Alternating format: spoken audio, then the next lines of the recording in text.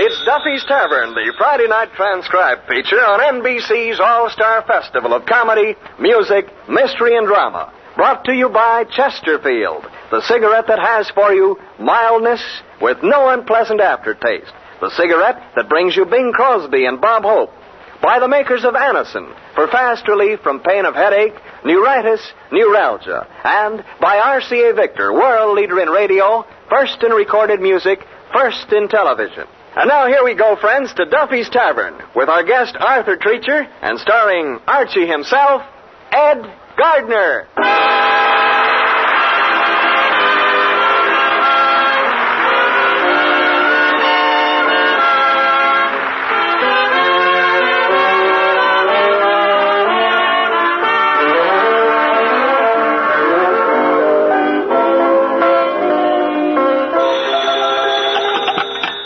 Duffy's Tavern, where the elite meet to eat. Archie the Manager speaking. Duffy ain't here.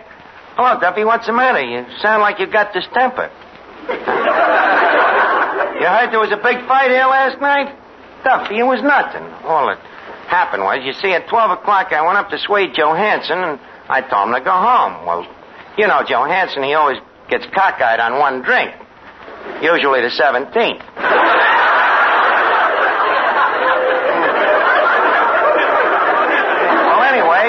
I tell him to go home, so he turns to me, and he tells me to... Well, he made a suggestion. So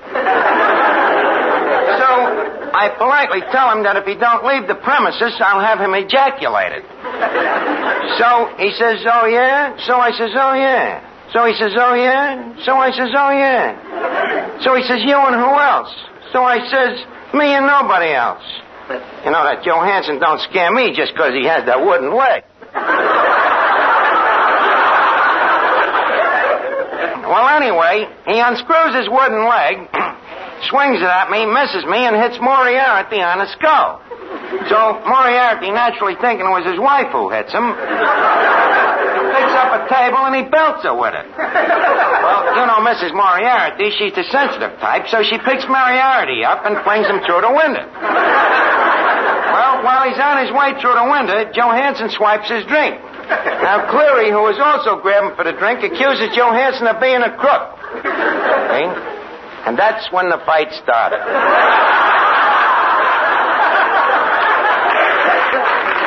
Duffy, don't blame these Donnybrooks on me. Just figure it out for yourself. Anybody who'll eat in a place like this is just naturally reckless. Well, look, I'll call you back. I gotta clean the place up in case of a counterattack. Yeah, okay. Hey, Yasha. Yasha Panyaslavnik. How do you do? Look, Yasha, in that brawl we had here last night... Yes? How many people was malfeased? Oh, not many, Chief. After it was all over, I counted noses, and there was only 6 missing. 6 people? No, noses. Hello? Oh, hello, Callahan. Did we find your what? Uppers or lowers? Well, do you remember where you last had them? In Moriarty's leg, huh? Well, maybe they'll turn up. We're still sifting the sawdust. Okay, Callahan. Say, Archie, do you remember a customer here last night with thick, brown, wavy hair parted on the side? Why? Well, here's his hair. I found it behind the bar.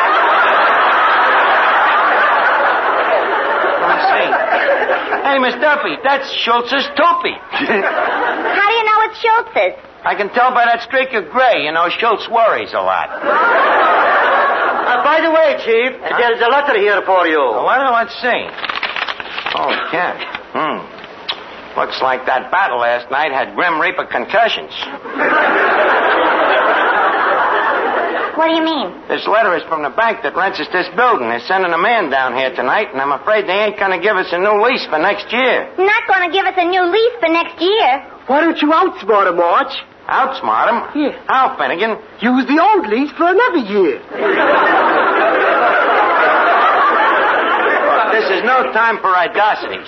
This is a serious thing. Might mean that Duffy's Tavern will be closed up. Closed Duffy's Tavern? Yep. But, Arch, they might as well take the lights out of Broadway. They might as well take the heart out of Texas. They might as well take the overalls out of Mrs. Murphy's chowder. Now, Finnegan, don't get over emotional. They might as well take the missus out of Mississippi. Finnegan. The trees out of Brooklyn. The gravel out of Gardner. Finnegan, calm yourself. But, Arch, what are you going to do if they close the place? What do you mean? You might have to go back to work. Look, Finnegan, ain't gonna be that drastic, and if it is, so what? That's life. You gotta take the bitter with the sour. Excuse me. Huh? Are you the manager here? I am that home. And, who are you, pray, sir? I'm the attorney from the bank. Oh, they sent an attorney, huh? Well, that don't scare me none. I would like you to know, sir, that you are dealing with a fellow shyster. This I can believe. Thank you. Now, to get down to business, as I have construed from your letter, your bank is trying to get us to disvacuate, unfranchise, and otherwise dispremisate the said premises. Is that correct, sir? Well, that's the general idea. I see, and I suppose you realize, sir, that the law clearly states that the present status of the quo parlese per fiscal remains mandamus until you can prove a delectus necktie. Now, look, Blackstone. Huh? All I know is that we're not going to renew your lease. And for what modus operandi? For the modus operandi that this place is a dive, that you're always having riots and fights, and that the place is an absolute disgrace to the neighborhood, if not to mankind. Come, sir, you're taking advantage of a very shabby loophole. But assuming that what you say is correct, what's your solution? You can move someplace else. Move someplace else? But what would our customers do, the regulars? Them fine, loyal, lovely people that have given us their support for years. They can find your new place. In their condition? Now, look, young man, I'm a human being. I don't like to be arbitrary, but anyway... Well, Archie. Oh, hello, Officer Clancy. I hear you had another Donnybrook here last night. An altercation? Oh, perish forbid, Officer Clancy. The boys was just playing a few friendly parlor games. What games? Oh, spin the bottle, puss in the corner. I saw some of them pusses this morning. Now, Archie, I'm warning you. I don't want no more fights in me beat. I'm not getting any younger, and when I'm away from home, I want a little peace and quiet. That's enough for me. That settles it. Please, sir, give us one more chance. I guarantee you there won't be no more fights. If anybody so much as lifts his little finger in here, I'll crack him over the skull with a bung starter. All right, we'll give you one more chance. If there's the slightest disturbance from now on, we're going to close the place. Okay, sir, and thank you very much for the reprisal. Hello? Hello, Duffy. What? Well, I just got a new lease on life, and Duffy, I got an idea. Well, you know what? The Treacher's coming down here again tonight. And to give this joint some class, see, I'm figuring we'll hire him as a front man. What? Look, Duffy, maybe you think he's a bum, and maybe I think he's a bum, but the fact that he's British gives him class. Is his accent real? Look, Duffy, if he was any more British, he wouldn't be able to talk at all. And with a high-class, dignified guy like him working here, it'd give us a tea room atmosphere, you know. Tea room, you know, where the palms is potted instead of the customers. Okay, I'll leave you know. Listen, Archie. Yeah, Miss Duffy? If you want to make this place high class, what's wrong with making me the hostess? Well, nothing, except what we're trying to do is make the place a little more refined. You mean to tell me that I ain't refined? You heard me. You ain't refined. I ain't refined. I ought to bust you in the snoot with a plate. All right, so you're refined. Not only that, but there's something about me that when there's other people around me, they act refined, too. What do you mean? Many's the time some uncouth fellow will follow me on the street and whistle at me. But the minute I turn around, they look at me and say, "Oh, pardon me."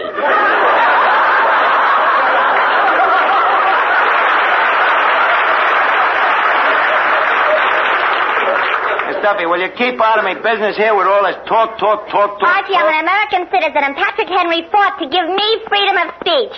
Okay, so go talk to Patrick Henry. Okay. The nerve of that jerk. Me, not refined.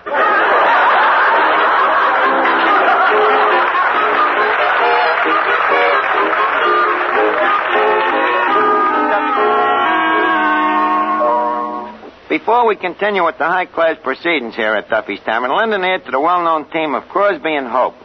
Say, Bing, you got a minute? Oh, sure, Bob. I got all the time in the world. Don't tell me you own that, too. Oh, never mind that stuff. Get to work with it. Okay. Folks, Better Tasting Chesterfield is the only cigarette that combines for you mildness with no unpleasant aftertaste.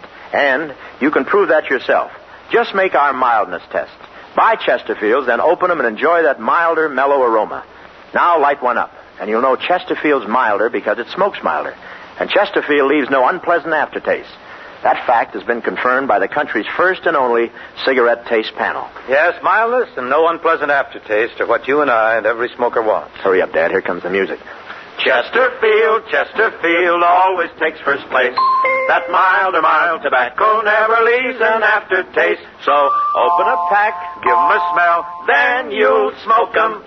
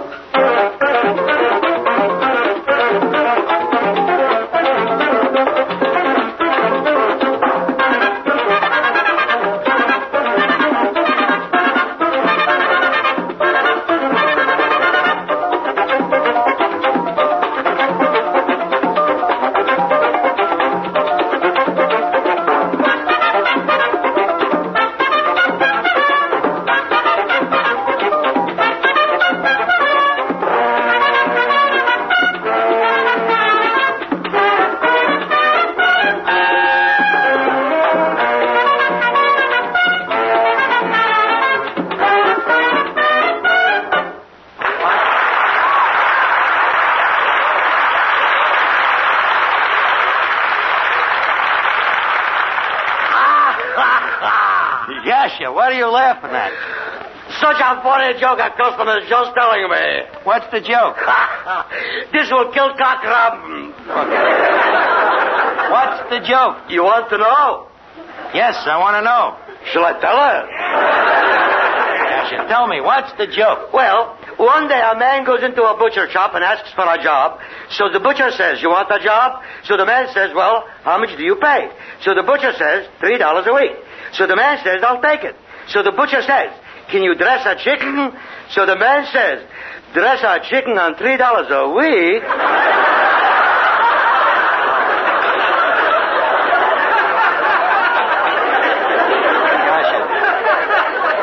Who told you that crummy joke? The customer there in the corner. Say, Chief, I'm just thinking, maybe we could give him a job here telling jokes. Why? To stop the fights.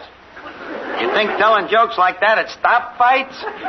Most of course. It would keep the customer's mind off the food, anyway. Well, okay, call the guy over. That bank threatening to close this place and won't try anything to stop the fights around here. Well, Chief, here he is. Happy Dan, the minstrel man. Hello, Happy. Glad to meet you, old pal. Yes, sir, glad to meet you. Let it rain, let it drizzle. Happy Dan will make things sizzle. Yes, sir. Ladies and gentlemen, as the man said when he walked into the morgue, hello, everybody. Yes, sir, that's a sample. Speaking of marriage, there's many a man who lives by the sweat of his frow. Hold it, Happy. Joe Hansen, put down that wooden leg. son-in-law happened to say to me, Happy, where were you born? I said, Texas. He said, what part? So I said, all of me. Cut it out. Harrigan, put down that brick. Sorry, Bud, you missed me. Speaking of food, I was out to my uncle's fruit farm last summer, and I said, what do you do with all the fruit you grow? And he said, we eat what we can, and what we can't, we can't. You get it? What we can't, we can't. Throw the boom out. Quiet, everybody. Take to the hills. Quiet, everybody. You want to get the joint finished? Archie, you took the words right out of me mouth. Wait a minute, Officer. You heard what the bank man said. But look, Clancy. No alibis, Archie, and this is your last warning. If there's any more trouble, I'm going to dispossess you for the bank, arrest you for the police, and build you one for myself. And that's final. Goodbye. Hey, Chief, ain't that the Treacher coming in? I say, really. Forgive me, I say, but I can't control myself. Yes, buddy. Dear. It must be a good joke. Tell me, what is It's a joke I just heard. As I was going home, I was coming in here. You know what it is? It's awfully good. You'll love it. You'll simply love it. We eat what we can and what we can't. It's awfully good. Listen, wait a minute. Wait a minute. Oh, you'll die laughing yet. What we can't, we put up in tins.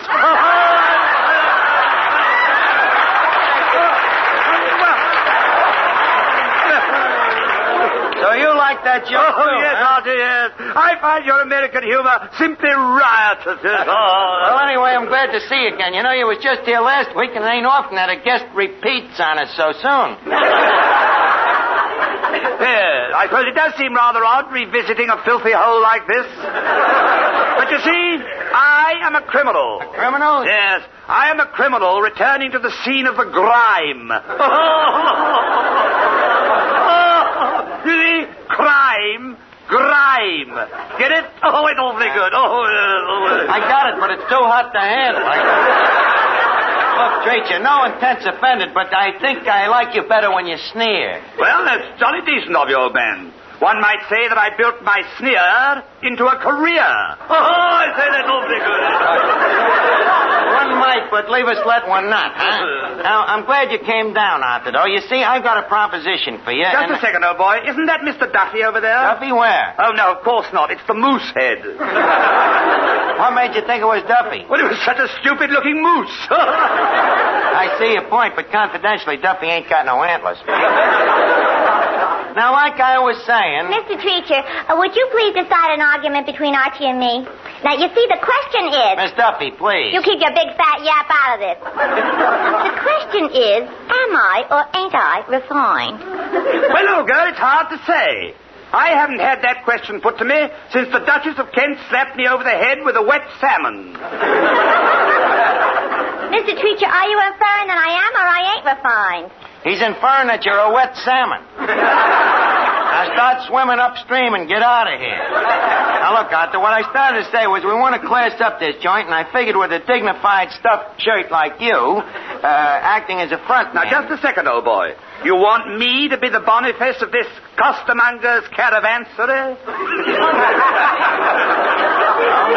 Vaguely, just the point, yeah. And with you here as the head costermonger, it won't have to be such a canveransity, you know? So what do you say? We'll pay you $3 bob and tuppence per fortnight, and we'll guarantee you absolute authority. You're the complete boss of the pub. I'd be the boss? Absolutely. You can kick the rest of us around all you want. The situation is beginning to sound very intriguing. Thank you. When do we start? Anytime you want.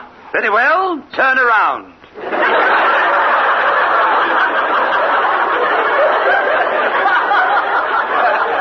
Treacher. Cut out the jokes and get to work, will you? Very well. Now, first I would like to meet my staff. The staff. Oh, very well. Hey, staff. How do you do? But, Archie, where are the waiters and the busboys? How do you do? Well, what about the scullery maids and the wine stewards? How do you do? Well, we'll do the best with what we have. How do you do? Now, the first thing I will require is that we place clean tablecloths on the tables. Clean tablecloths? Treacher, this is only March. Archie, I have complete authority. Now, you young lady. Me? Yes, if you're going to work here, you will please stop chewing gum. Why? Because it ain't refined. Funny you should mention that. My mother always says the same thing. What? Mother always says, Miss Duffy, she says, stop chewing. You're not a cow. Well, all I can say is stop chewing.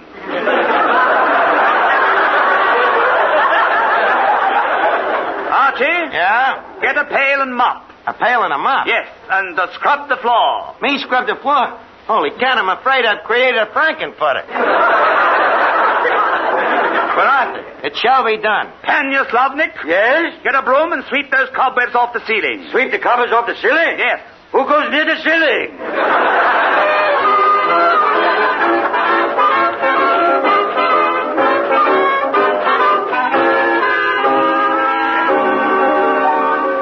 The next time you suffer from pains of headache, neuritis, and neuralgia, take Anacin. You'll bless the day you heard of this incredibly fast way to relieve these pains. Now, the reason Anacin is so wonderfully fast-acting and effective is this. Anacin is like a doctor's prescription. That is, Anacin contains not just one, but a combination of medically proven active ingredients in easy-to-take tablet form. Thousands of people have received envelopes containing Anacin tablets from their own dentist or physician, and in this way discovered the incredibly fast relief Anacin brings from pains of headache, neuritis, or neuralgia. So, the next time a headache strikes, take Anacin for this wonderfully fast relief. Anacin, A-N-A-C-I-N. Anacin comes in handy boxes of 12 and 30, economical family-sized bottles of 50 and 100. Get Anacin at any drug counter.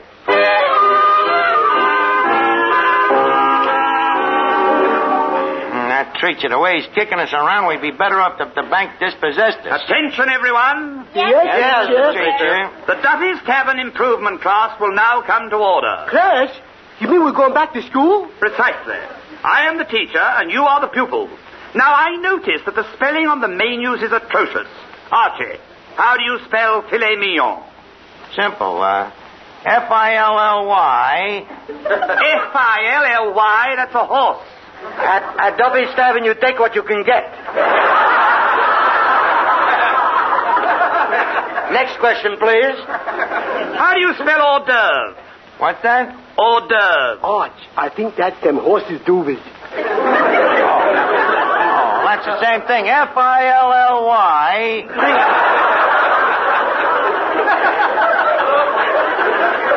No, Archie, that's a different kind of a horse. Oh, let me see. Hors d'oeuvres. Yeah, I'd like to take a belt at that one. Very well, Finnegan. Horses' duvers. H-O-R-S-D-O-E-U-V-R-E-S. Correct! Finnegan, how did you know? I didn't. I just took a wild guess. Teacher's pet. What was that? Teacher's pet. Thank you, I'd love to. Miss Duffy, you're in school, not in a Bijou balcony. Proceed ahead, Mr. Treacher. Our next subject is etiquette. What's that, Arch? Etiquette, that's manners, like not biting your toenails in public. What's the question on etiquette, Mr. Treacher? Well, when you make change for a customer, what do you say to him? Well, me, I always say, hey, look at that sign across the street. And when he turns around, I shortchange him. And what about you, Miss Duffy? Oh, I'd love to. And what about you?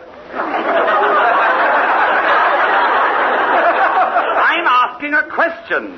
When you're making change for a customer, what do you say to him? Oh, I say, thank you very much, sir.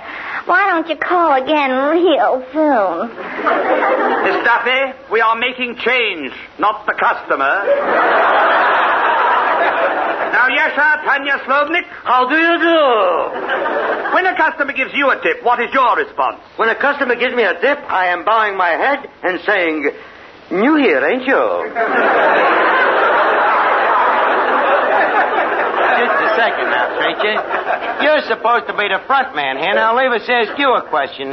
What would you do, for instance, if a high-class customer like Machine Gun Van Smythe or Deems Taylor walked in? How would you greet him? Well, I think it would be appropriate to tell Mr. Taylor that I admired his commentary on Beethoven's Fifth. Beethoven's Fifth what? His fifth wife, you jerk. You are thinking of Henry VIII. That's a symphony. Okay, so it's a symphony. What's that got to do with Deems Taylor? Which Deems Taylor? The fifth or the eighth? Beethoven's eighth. Please. The class will come to order. Hey, teacher, I just made up a poem. What's the poem? Swimming in the river, rowing in a boat. We got a teacher that's a skinny old goat. Finnegan, I heard that. Archie, hand me that bung starter. What are you going to do? You'll see. Hold still, Finnegan. Oh! Hey, Treacher, watch out with that bung starter. And here's one for you, Panya Slobnik. Ouch! Oh, I say, that was a jolly one. Treacher, what's the matter with you? What's got into you? Johansson, put down that wooden leg. Halligan, put down that chair. Hey, Shelley, put down that beer bottle. What goes on here? Officer Clancy, you stay out of this. Archie, I warned you about these fights, and this is the last time that I... Hello, Duffy. He's out. Oh, it's a very quiet night here, Duffy. What are you doing tonight? Going to the movies, huh? Well, Duffy, if you're on your way to the movies and you pass a saloon with a for rent sign, grab it, quick.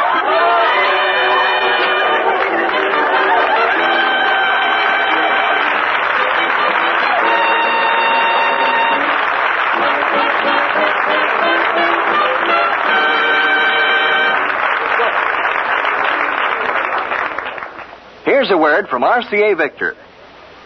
Inch for inch, your best buy in television is RCA Victor 19-inch. Yes, a great many families have taken this advice to heart and bought the thrilling RCA Victor 19-inch. Truly the most exciting buy in television. When you buy television, remember that the set you choose will be the very hub of your home for years to come. So, select the screen size you'll really want most. The bigger and better RCA Victor 19-inch pictures are the just right size for family viewing. Big enough to watch from across the room, and yet so clear and sharp you can sit up close. That's RCA Victor's million-proof quality for you. Quality proven in over 2 million homes. Your dealer can show you RCA Victor 19-inch television in a table model, a console floor model, or a combination television radio phonograph. See them, learn why, inch for inch, your best buy in television is RCA Victor 19-inch. Listen again next week, friends, to Duffy's Tavern, the Friday night transcribed feature on NBC's All-Star Festival of Comedy, Music, Mystery, and Drama. Brought to you by Chesterfield, the cigarette that has for you mildness with no unpleasant aftertaste. The best cigarette for you to smoke. By the makers of Anacin for fast relief from pain of headache, neuritis, neuralgia. And by RCA Victor, world leader in radio, first in recorded music, first in television. Listen tomorrow evening for The Man Called X, starring Herbert Marshall, the Saturday night feature of the All-Star Festival.